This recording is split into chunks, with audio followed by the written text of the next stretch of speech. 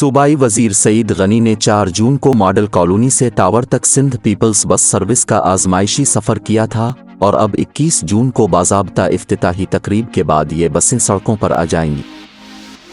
पहले मरहले में पीपल्स बस सर्विस की 240 बसों में से 120 बसें कराची पहुंची हैं। सिंध हुकूमत के ऐलान के मुताबिक पहले मरहले में पीपल्स बस सर्विस शहर के उन 7 रूट्स पर मुसाफिरों को सफ़र की जदीद और सस्ती सहूलत फराहम करेंगी। पीपल्स बस सर्विस का पहला route model colony Malir cantt से टावर तक होगा, जबकि नागन चौरंगी से कोरंगी इंडस अस्पताल, नागन चौरंगी से सिंगर चौरंगी, मौसमियात से डॉक यार्ड, सरजानी टाउन से साइट एरिया और औरंगी टाउन से सिंगर चौरंगी तक बसें चलेंगी, जबकि मौसमियात से बल्दिया टाउन तक भी एक रूट होगा।